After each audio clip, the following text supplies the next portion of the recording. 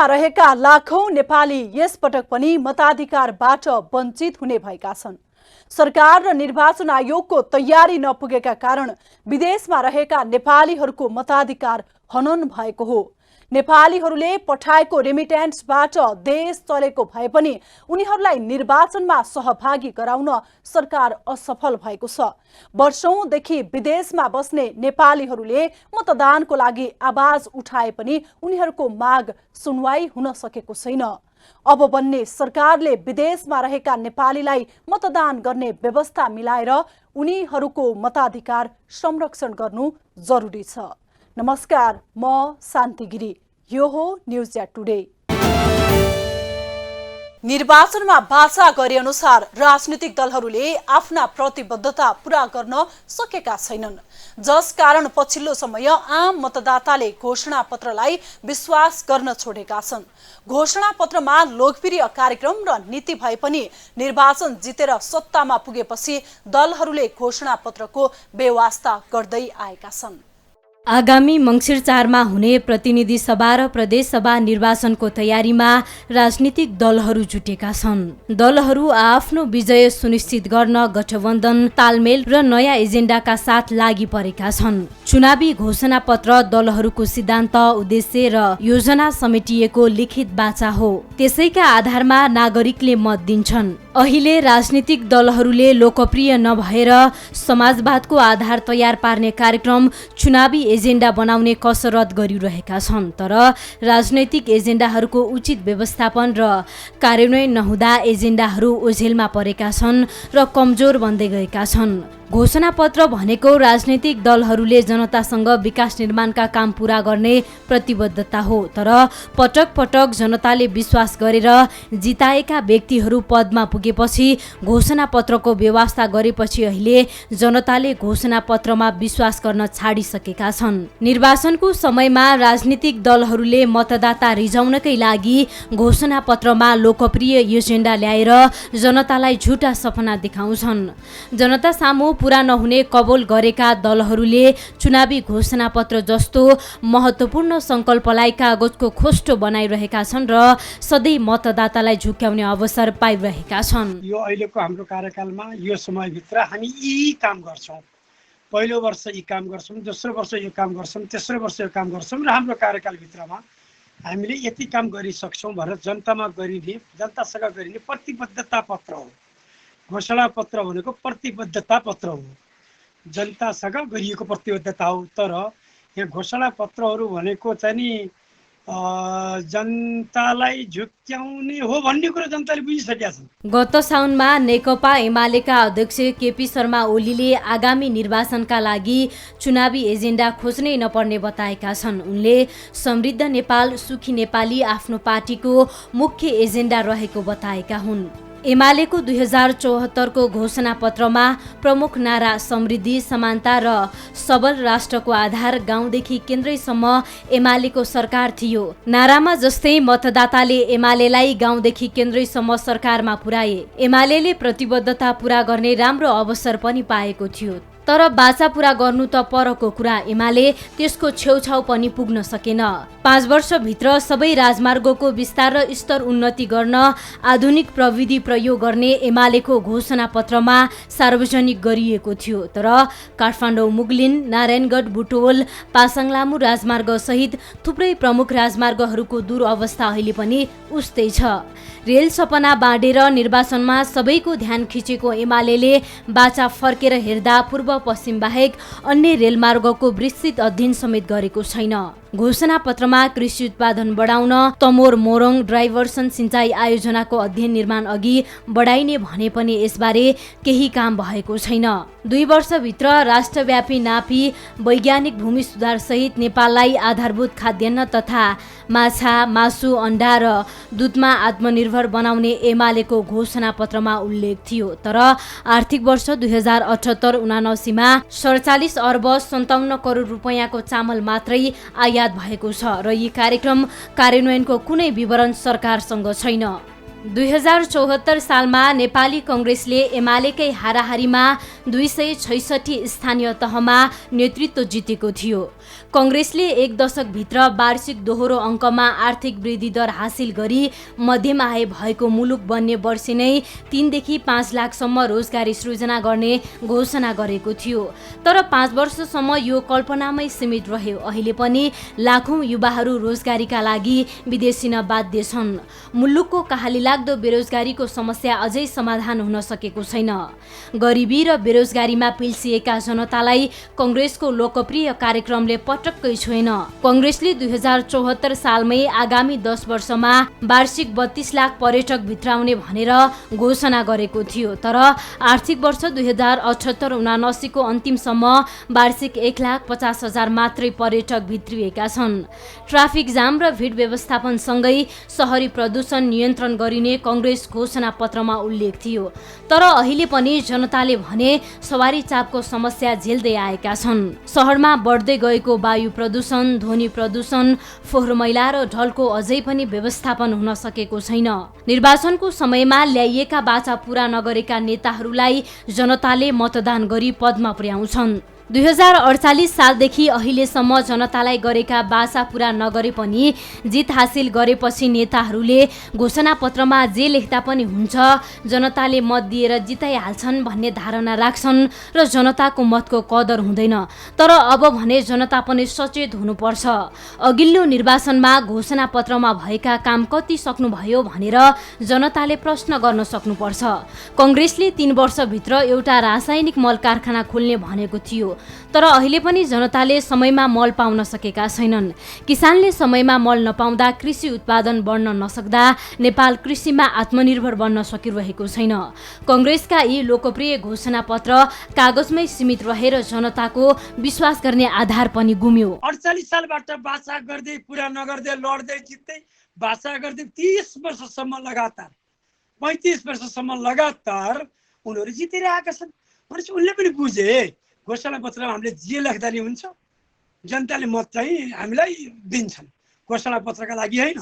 अब यस्तो जनमत बन्नु पर्यो कि अघिल्लो निर्वाचनमा उहाँहरूले वितरण गरेका घोषणापत्रलाई हेरेर तपाईँहरूले घोषणापत्रमा कुन कुन काम गर्नुभयो, यो काम गर्नुभयो, यो गर्नुभयो, यो गर्नुभयो के गर्नु भएन भनेर रेजा लगाएर मूल्याङ्कन गरेर मतदान गर्न सक्दिने त्यो खालको जनता पनि भइदिएन। नेकपा माओवादी केन्द्रले स्थानीय निर्वाचनको समयमा गाउँ गाउँमा स्वस्थ पिउने पानी, सुत्केरी महिला र शिशुलाई भत्ता, एकल महिला र 60 वर्ष पुगेका नागरिकलाई निवृत्ति भरण र गाउँमा फ्री वाइफाई जस्ता मतदाता लोभ्याउने घोषणाको पनि कार्यान्वयन भएन। यसबाट प्रतिबद्धता पत्र झुटको पुलिन्दा मात्र भएको पुष्टि हुन्छ।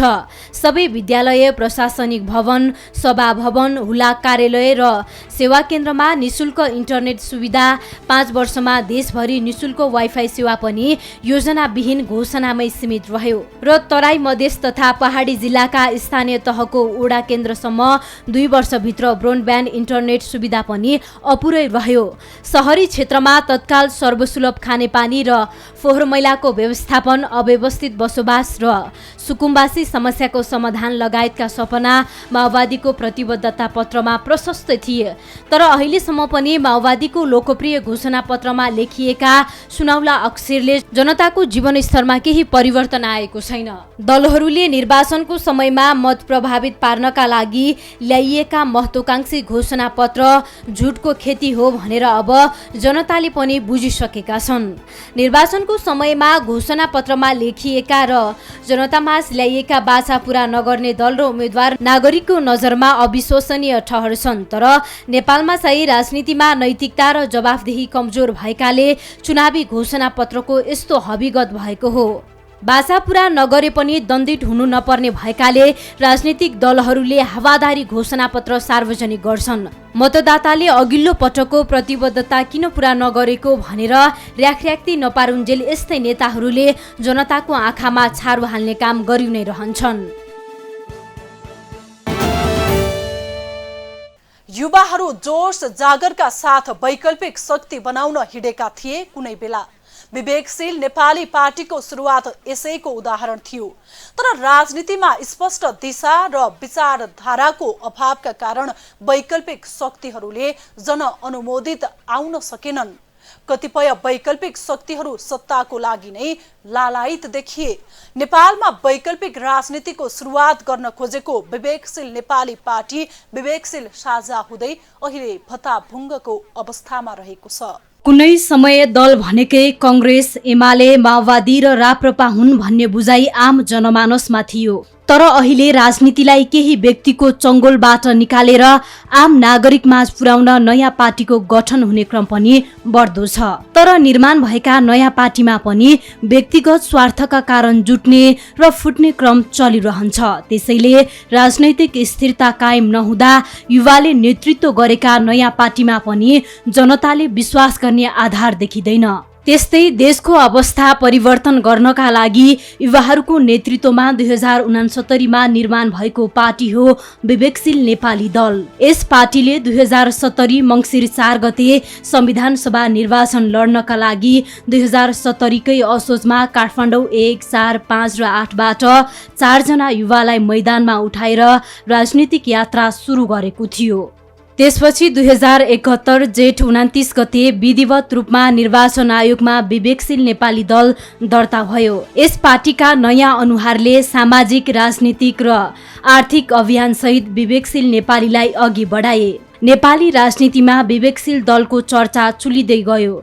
यस पार्टीले स्वर्गीय उज्जवल थापाको नेतृत्वमा वैकल्पिक राजनीतिले सामाजिक मुद्दालाई मूलधारको राजनीतिसँग जोड्न सफल पनि भएको थियो। उता 2073 फागुन 17 गते बीबीसीबाट राजीनामा दिएर पत्रकार रविन्द्र मिश्रले साझा पार्टीको घोषणा गरे। 2074 साउन 11 गते विवेकशील नेपाली दल र साझा पार्टी मिलेर विवेकशील साझा पार्टी निर्माण भयो। विवेकशील साझाले 74 कै प्रदेश सभा र प्रतिनिधि सभा निर्वाचनमा भाग लिएर 2,12,364 मत प्राप्त गर्यो। अहिले संसदमा रहेका दल बाहेक सबैभन्दा ठूलो दल बनेर विवेकशील उदायो। तर जुटेका दुई दलका नेता बीचको कार्यशैली तालमेल नमिलेपछि 2075 पुस 17 गते विवेकशील साझा पार्टी फेरि विवेकशील नेपाली दल र साझा पार्टीमा विभाजित भयो। करिब 23 महिनाको अभ्यासपछि फेरि दुर्भाग्य दोस्रो एकीकरणको 8 महिनापछि अध्यक्ष मिश्रले राजावादी धार लिएपछि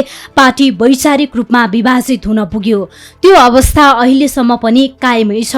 एउटै विचारधारा र एउटै नारा लिएर हिँडेकाहरूको सोचाइ र विचार नमिल्दा व्यक्तित्वको टकरावले आज विवेकशील साझाको अस्तित्व नै जोखिममा परेको छ। अब विवेकशीलको राजनीतिक भविष्य के होला? के विवेकशील पार्टी टुटफुटबाट माथि उठ्न सक्ला त जनचासोको विषय बनेको छ।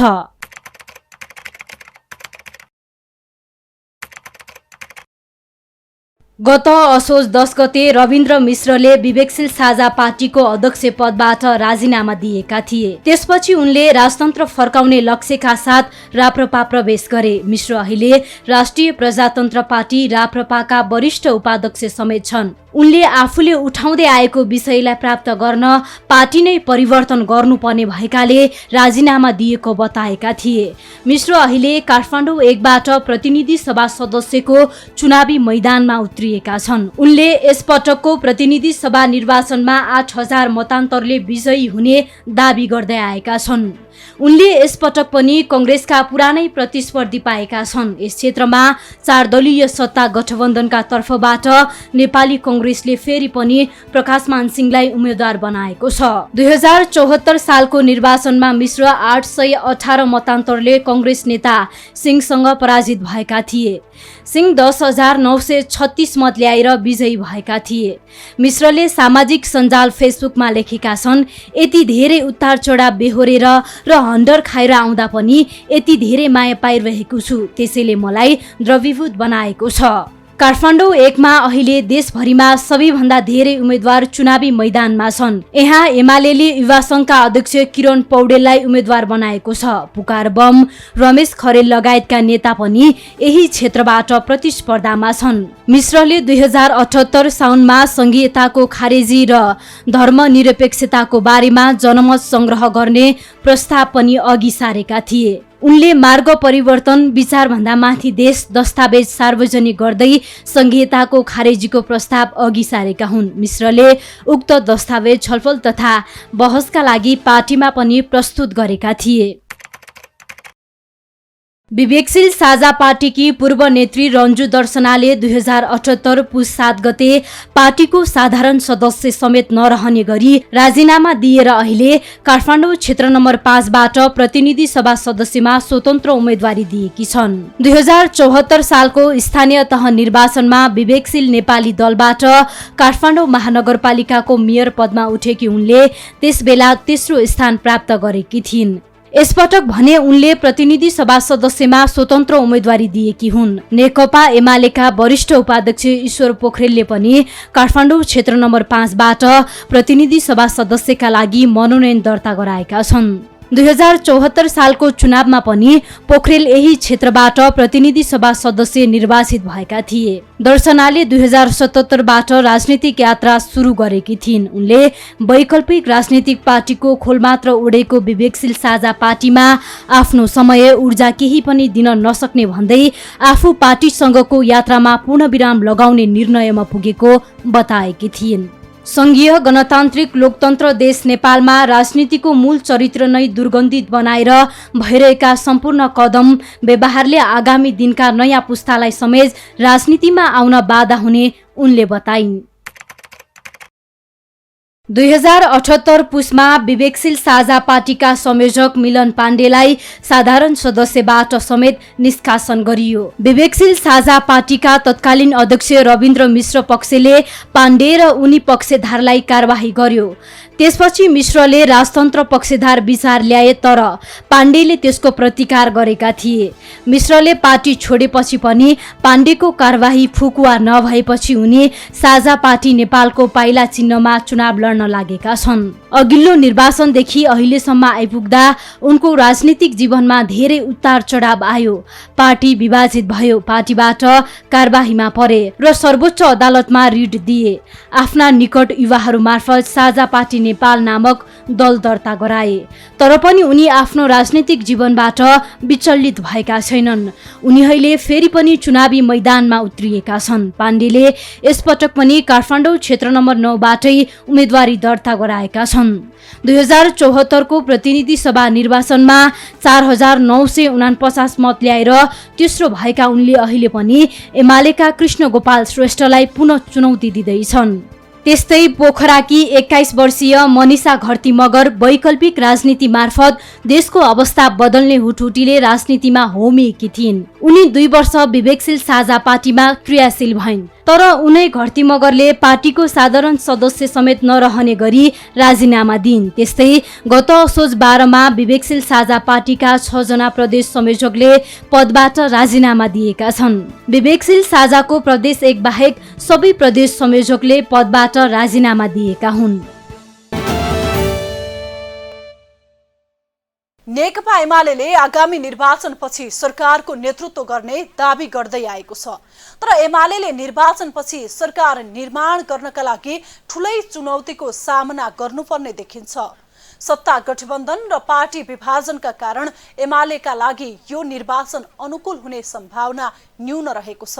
यस्तै दलभित्रको असन्तुष्टि र बागी उम्मेदवार एमालेका लागि मुख्य चुनौती छन्। एमाले अध्यक्ष केपी शर्मा ओली प्रधानमन्त्री हुँदा चालेका राजनीतिक कदमलाई सत्ता गठबन्धनले मुख्य मुद्दा बनाएको छ। प्रतिनिधि सभा एवं प्रदेश सभामा बहुमत हासिल गर्ने दाबी गरेको एमालेका सामुन्ने निर्वाचन नजिकिँदै गर्दा मुख्य 3 चुनौती देखिएका छन्। सत्ता गठबन्धन, टिकट वितरणलाई लिएर आफ्नै दलभित्रको असन्तुष्टि र बागी उम्मेदवार एमालेका लागि मुख्य चुनौतीको रूपमा छन्। पार्टी अध्यक्ष केपी शर्मा ओली प्रधानमन्त्री हुँदा चालेका राजनैतिक कदमलाई सत्ता गठबन्धनले मुख्य मुद्दा बनाएको छ। यसलाई चिरेर अघि बढ्न एमालेका लागि सहज छैन। तर एमालेले चुनौती सामना गर्दै सरकारको नेतृत्व गर्ने दाबी गरेको छ। अध्यक्ष ओलीले मङ्सिर 4 पछि आफ्नो पार्टी नेतृत्वको सरकार बन्ने दाबी गरेका छन्। अदालतले आफू नेतृत्वको सरकार हटाएको उल्लेख गर्दै ओलीले मङ्सिर 4 मा बस्ने जनताको महाअदालतले आफ्नो नेतृत्वमा सरकार बनाउने बताएका छन्। दुई पटक संसद विघटन र ओलीको कार्यकालमा भएका बेथितिबारे नागरिकको प्रश्नमा एमालेले प्रष्टीकरण दिइरहनु परेको छ। आफ्नो कार्यकालमा ओलीले पार्टीभित्रको दबाब थेग्न नसक्दा 2 पटक संसद विघटन गरेका थिए। उनको दुवै कदमलाई सर्वोच्च अदालतले असंवैधानिक ठहर गरिदिएपछि सत्ताच्युत भएका थिए। एमालेले भने आफ्नो सरकार हुँदा लिपुलेक, लिम्पियाधुरा र कालापानी समेटेको मुलुकको चुच्चे नक्सा जारी गरेको, विकासका पूर्वाधार तयार पारेको, गठबन्धन सरकारका कारण आर्थिक वृद्धिमा ब्रेक लागेको जस्ता मुद्दाले निर्वाचन जित्न सहज भएको दाबी गरेको छ। सत्ता गठबन्धनमा मत ट्रान्सफर नहुने र त्यसको फाइदा लिन सकिने एमालेको विश्लेषण छ। अहिले कांग्रेस, माओवादी, एकीकृत समाजवादी, लोसपा र जनमोर्चा सम्मिलित सत्ता गठबन्धनको विकल्पमा एमालेले जसपा, राप्रपा र कांग्रेसका बागीसँग तालमेल गरेको छ। गठबन्धनका उम्मेदवार बीच द्वन्द्व बढाएर एमालेले फाइदा लिन खोजेको छ। गठबन्धनबाट जसपा बाहिरिएर लोसपा भित्रिएको छ। खास गरी प्रदेश 2 मा जसपासँग तालमेल गरी एमालेले सिट बढाउन खोजेको छ।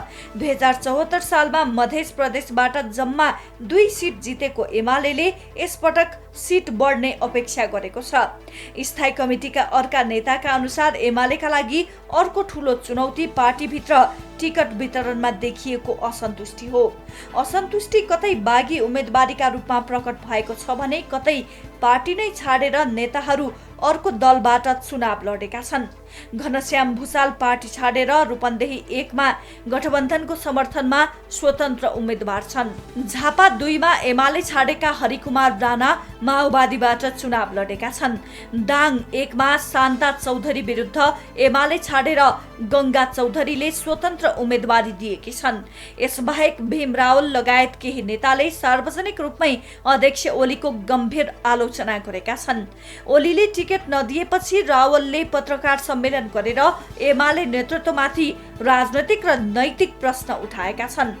एमालेका लागि अर्को ठूलो चुनौती धेरै ठाउँमा पूर्व सहकर्मीहरूसँग लड्नुपर्ने बाध्यता छ। प्रतिनिधि सभामा मात्रै एमाले र एकीकृत समाजवादी बीच 16 ठाउँमा प्रतिस्पर्धा हुँदैछ। एकीकृत समाजवादीका कारण आफ्नो परम्परागत भोट ब्याङ्कमा क्षति पुग्ने एमाले नेताहरूको बुझाइ छ। स्थानीय निर्वाचनमा एमालेले एकीकृत समाजवादीका कारण करिब 50 ठाउँमा हारको सामना गर्नु परेको थियो। 2074 सालको स्थानीय निर्वाचनमा पहिलो शक्ति बनेको एमाले वैशाखको निर्वाचनमा भने दोस्रो भएको छ। एमालेका लागि अर्को चुनौती एजेन्डा अभाव हो।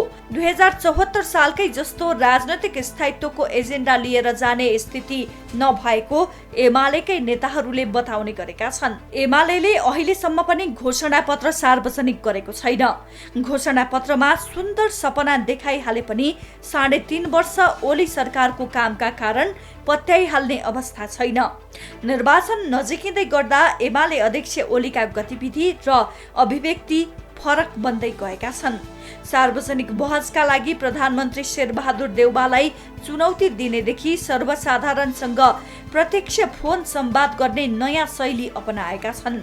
हिन्दू धर्मप्रति उदार राजेन्द्र लिङदेन, संघीयताप्रति अनुदार कमल थापा र पहिचानलाई दरोसँग उठाउने उपेन्द्र यादवसँग तालमेल गरेर ओलीले नयाँ राजनैतिक प्रयोग गरेका छन्। स्थानीय निर्वाचनमा मधेसमा शक्ति सुधार गरेको एमालेलाई प्रतिनिधि सभा र प्रदेश सभा निर्वाचनमा भने चुनौती थपिएको छ। यतिसम्म कि स्थायी कमिटी सदस्य प्रभु शाहले अन्तिम समयमा स्वतन्त्र उम्मेदवारी दिँदा रौतहट 3 मा एमाले उम्मेदवार विहीन भएको छ। शाहले मधेसमा दर्जन स्वतन्त्र उम्मेदवार उठाएका छन्।